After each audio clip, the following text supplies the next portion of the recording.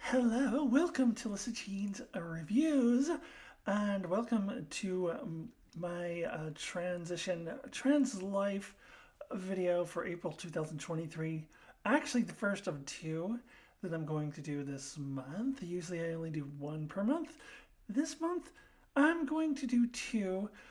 So this one is a follow-up to the video that I did in March, where I was kind of talking about the legislative landscape and all the anti-trans legislation, but I had to focus on the positive because we always hear about the negative stuff and it's depressing and it sucks and it's horrifying and all of those things.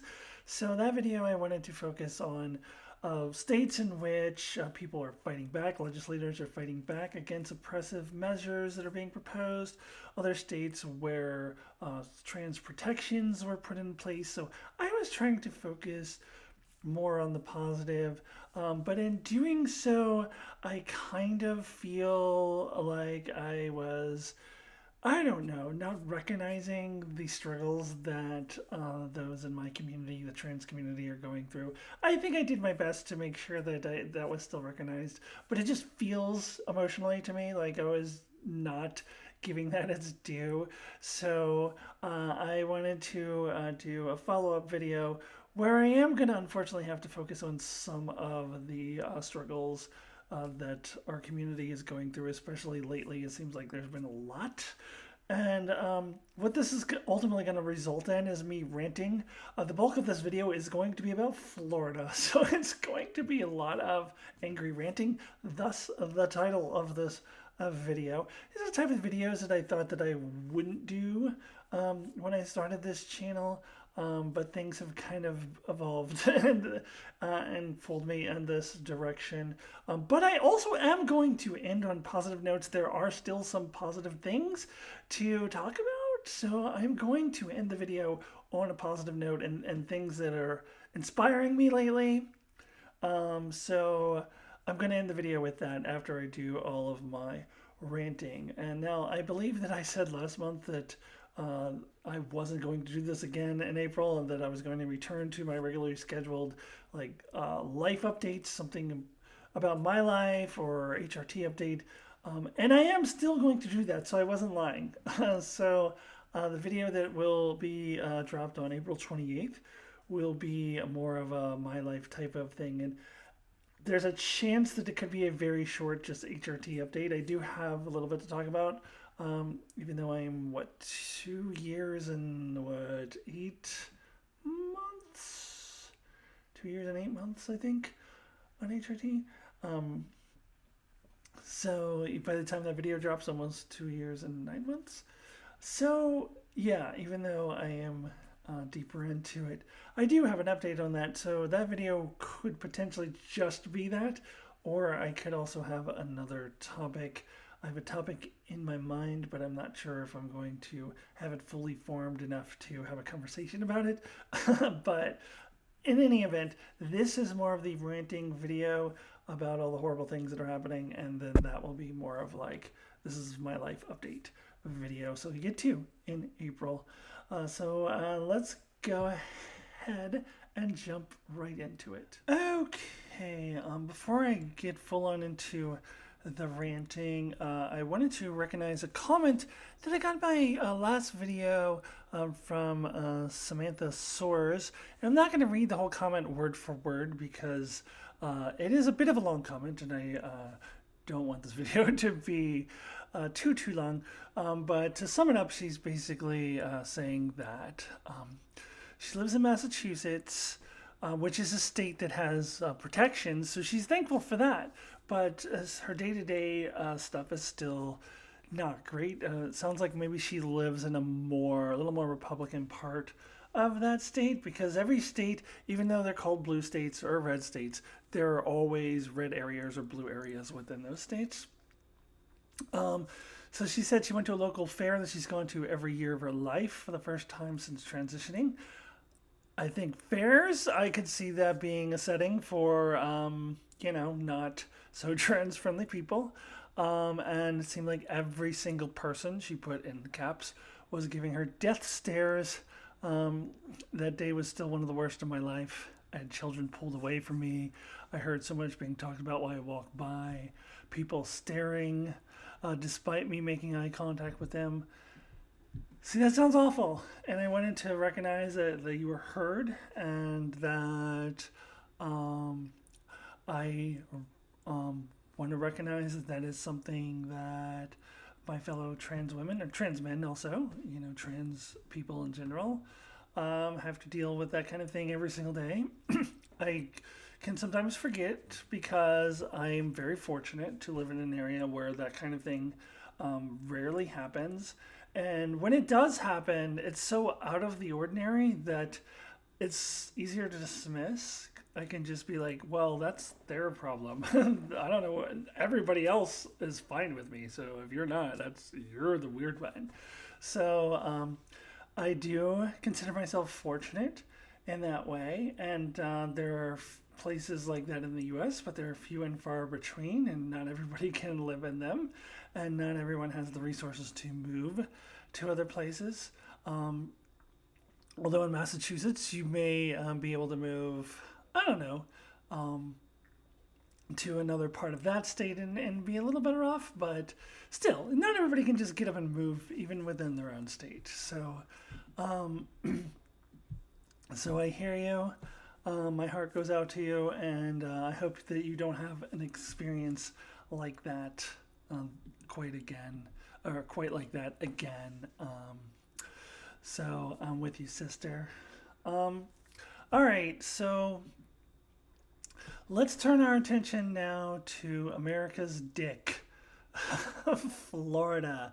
Maine's America's head, California's America's butt. I don't even know what Texas is, but Florida is America's dick. And Florida often sets the precedent for other states. They are testing the waters, see what they can get away with, and then other states follow suit. So that's scary because Florida has a ton of scary stuff happening. And I will try not to rant too much on this. I did a video a few months ago about where it was going on about Ron DeSantis. But I do want to mention that I was watching the Young Turks recently, and they had the point that Ron DeSantis is revving up for running for president. The anti-LGBTQ laws that he passed, the Don't Say Gay bill that he passed, really riled up his base, really got him a lot of attention nationwide, even though a lot of it was negative. But it really fired up his base, and that's the most important part. And so in order to rev up for running for the president, especially if he's going to have to go up against Trump, that he's got to harm, hundreds of thousands, or I don't know how many people are in Florida, millions of innocent citizens, and a lot of them being the most vulnerable population, a lot of them being youth. That he's just going to take a shit on them because he's a power-hungry asshole, like most politicians are. And it's all about his own power and gain, and fuck the people. So, I'm only beginning. I haven't even started yet. This is my ranting. I'll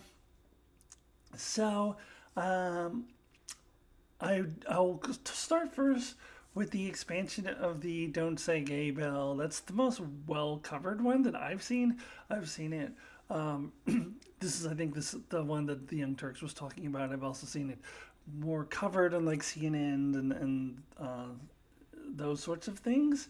The other two laws that I'm going to talk about, I know about because of that newsletter that I mentioned last month, Aaron in the Morning, which keeps you up to date on the latest goings on in legislation, which I would highly recommend subscribing. There is a paid option, but I'm doing it for free right now because a little tight on the finances. One day I will contribute a little bit more money to them, but really great newsletter, highly recommend it, keeps you up to date. And so two of the things I'm going to talk about, I only know because of them. I haven't heard really it being covered at all by the news. But the first thing, the one that is getting more coverage, is the expansion of the Don't Say Gay bill, where you know how they were all like, "Oh, why are you liberals making such a big deal about this? It's only up to third grade or whatever, second grade or whatever it was. It's only for kids.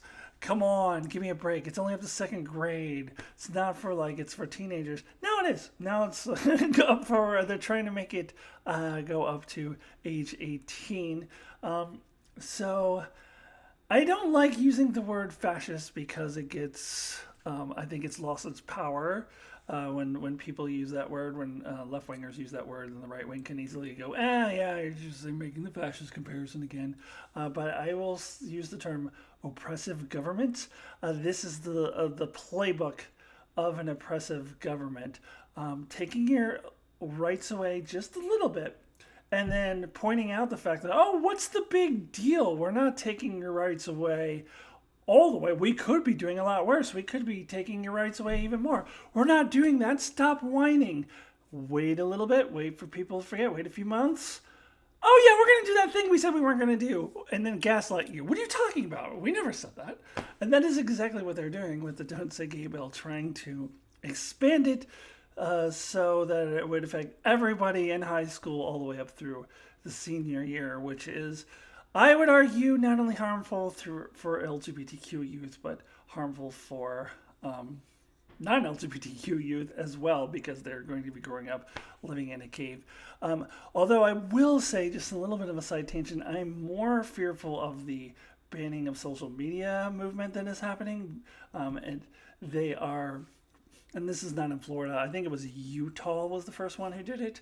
And that thing is starting to have restricting social media for young people, because that is where they're really learning about LGBTQ youth, and the LGBTQ youth are learning about themselves is from TikTok and I was going to say Facebook. The young people aren't on Facebook.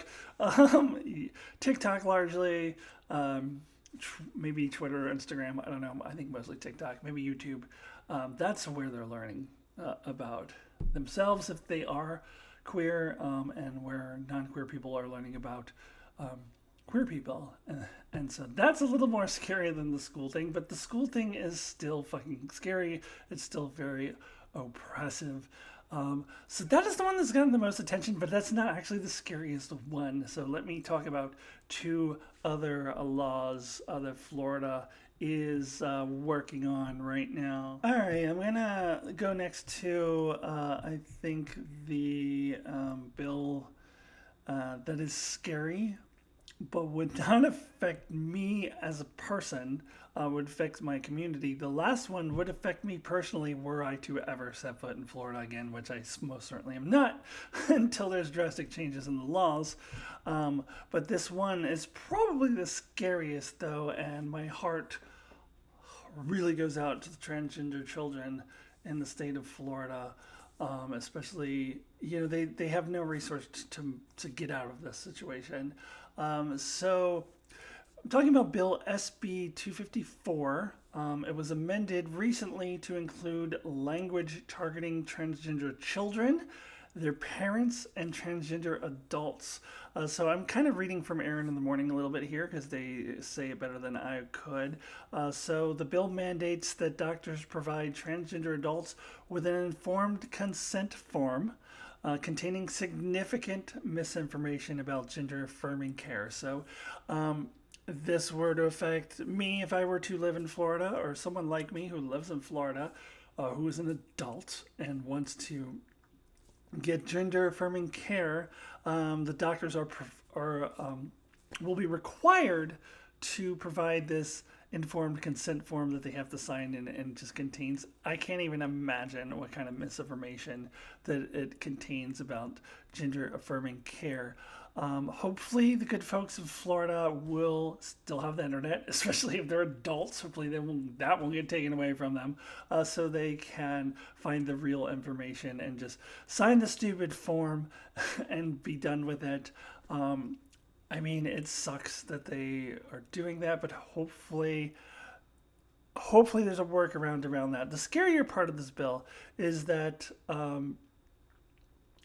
Oh, actually, no, there's one more part of that I want to get to before I get to the really scary part of the bill. That also stimulates that trans adults have to receive care from physicians rather than nurse practitioners, whereas nurse practitioners make up a lot of the care that they get. In the state of Florida, I suppose I get it from a doctor, but I suppose in the state of Florida that's the case. So that's going to significantly cut back on the opportunities to get care, which sucks. But the scariest part now that I'll get to is that the provision that grants the state temporary emergency jurisdiction over custody disputes involving transgender children and labeling gender affirming care as serious physical harm. So when you start labeling it as serious physical harm, now you're bordering on that law that Texas tried to pass last year, where parents could be charged with abuse for caring about their kids. And the Aaron in the Morning newsletter also brings up the scenario of a court custody case. So if there's a divorce and one parent is gender affirming and the other is a transphobe and wants their kid to detransition, then the state will be on the horrible transphobes side.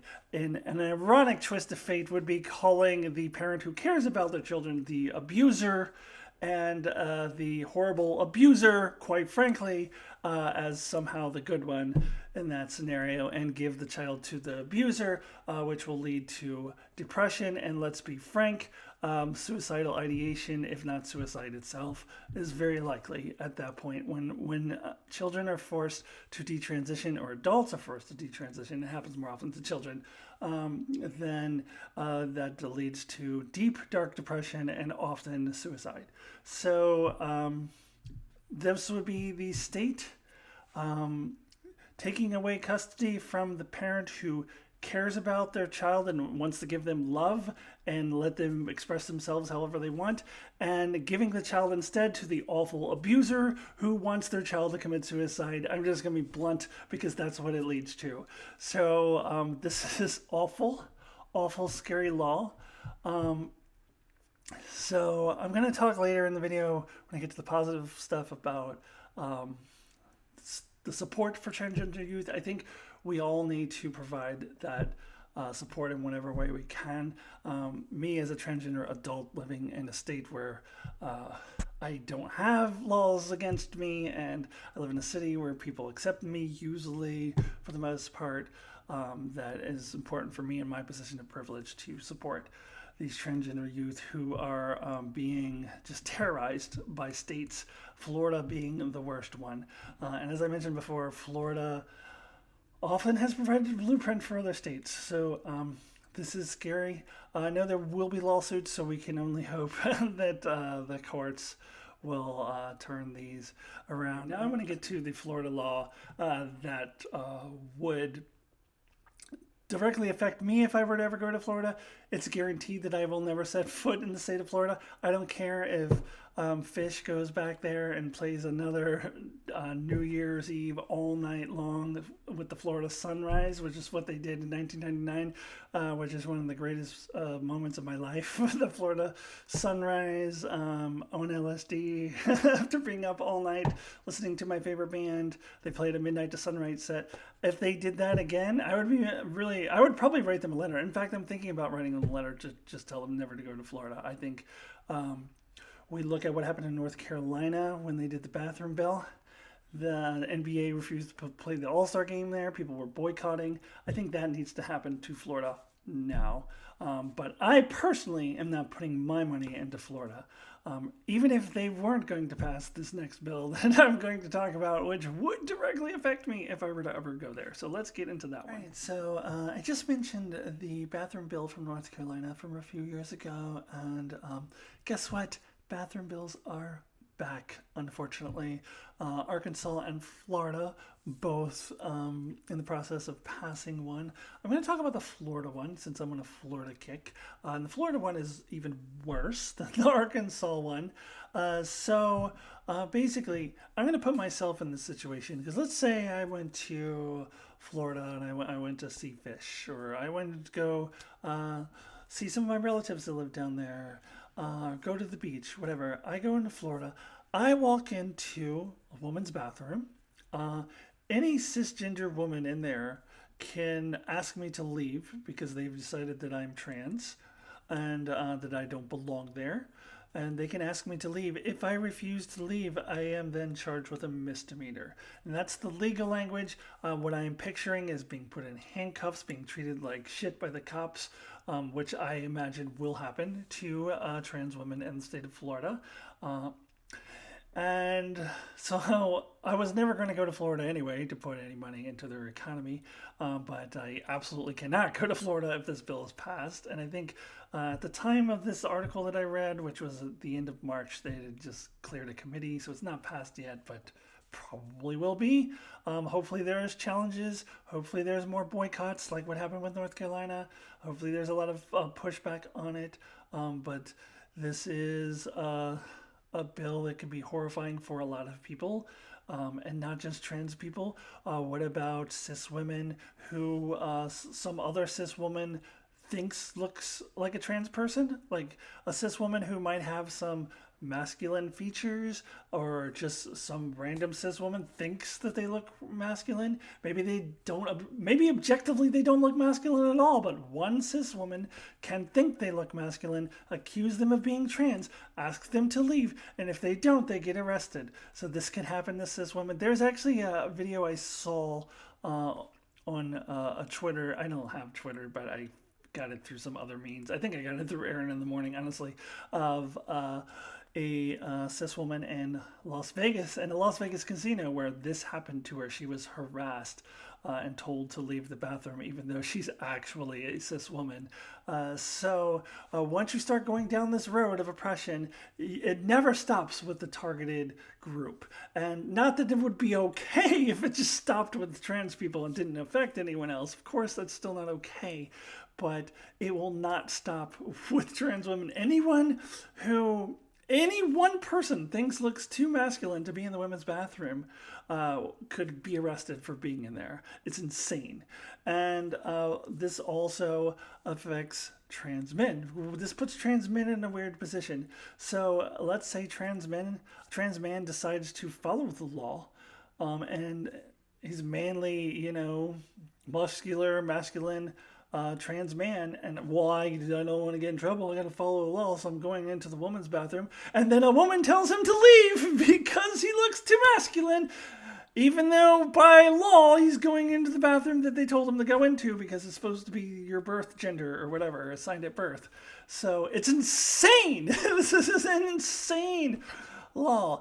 This, my friends, is what oppression looks like. This is a government that is trying to oppress a certain group of people, and not just because they're taking away our rights here, but because if I were to be in Florida and I were to follow that law, can you imagine me looking like this going into a men's bathroom?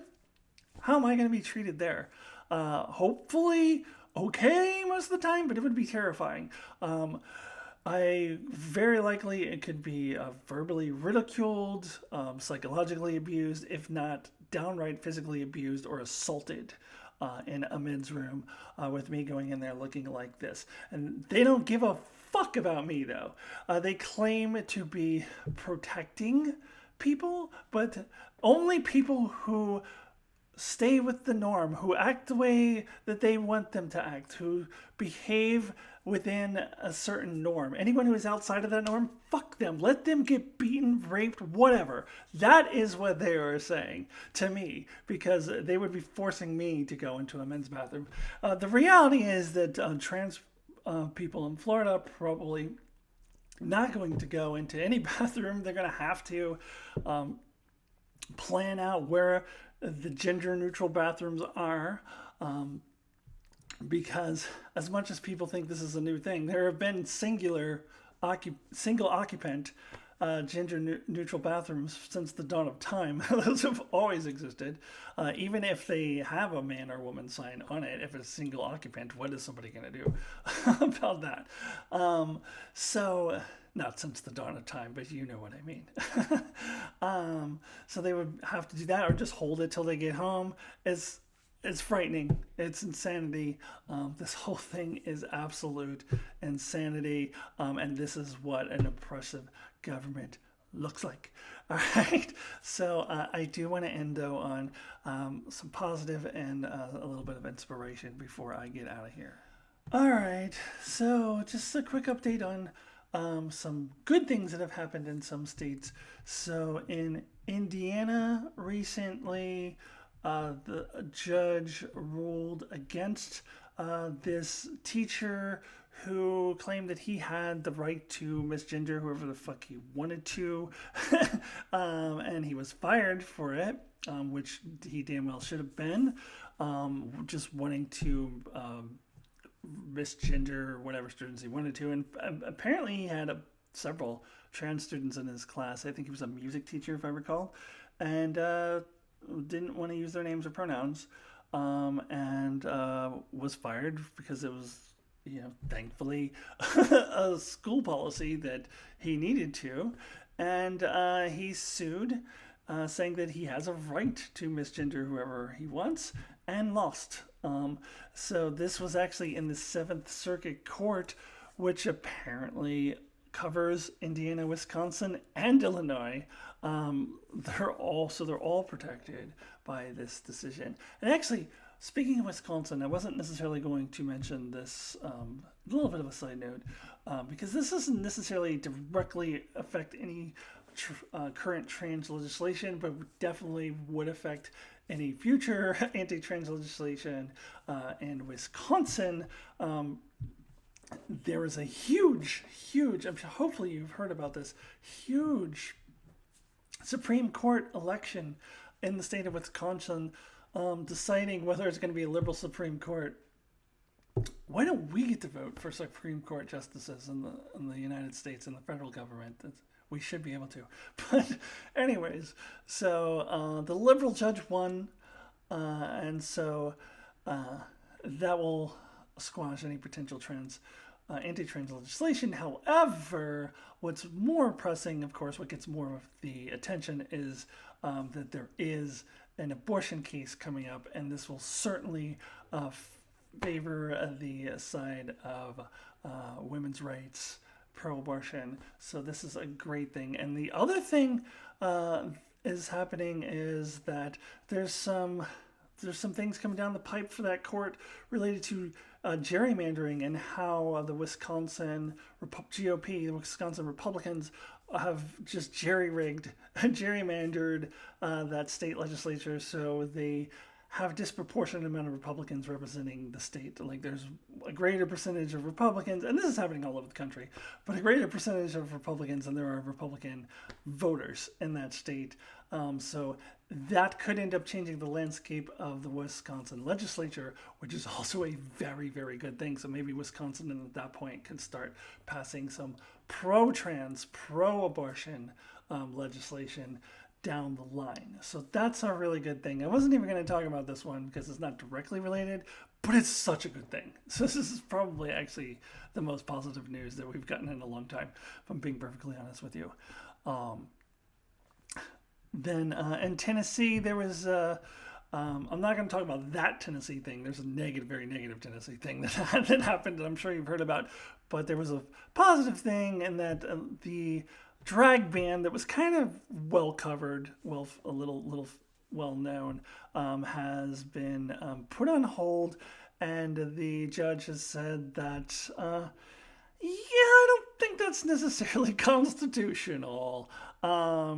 So I want to read a little bit from his opinion. Within our country's federal framework, states are laboratories of democracy that can test laws and policies enacted by the people. Even still, these experiments are not without constraints. The United States Constitution, a law that is supreme even to the Tennessee General Assembly's acts, has placed some issues beyond the reach of the democratic process. First among them is freedom of speech. If Tennessee wishes to exercise its police power, that's damn right, they're fucking police state, and restricting speech it considers obscene, it must do so within the constraints and framework of the U.S. Constitution. The court finds that as it stands, the record here suggests that the legislature passed the statute. It missed the mark. All right, go Tennessee judge. Tennessee's got some fucked up shit happening down there too. But I think I see that there's more fighters down there than there are in Florida. Where are the fighters in Florida? That's what's scaring me. Anyways, last I'll leave you with thing that inspired me the most recently, which was how everyone came together on March 31st, which was Trans Day of Visibility. I had a confession to make. This is I guess the third Trans Day of Visibility that I've experienced since transitioning, and I never really thought much of it. It just seemed to me like a thing that just people made up to try to make themselves feel better. And like people in my work would be like, "Happy Trans Day of Visibility." I was like, okay, I mean, thank you. I kind of don't care. Like my HRT anniversary means something to me. This seems like a meaningless thing that says people made up to make themselves feel better. But whatever, float your boat. I mean, it's not a bad thing. And then them saying it's a bad thing. But this year changed my mind on it because it was used as a day of action. And I think that's a great way to use that day.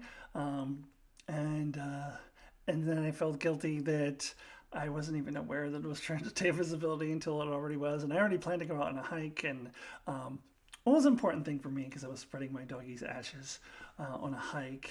So it was spring break for me, so it wasn't working.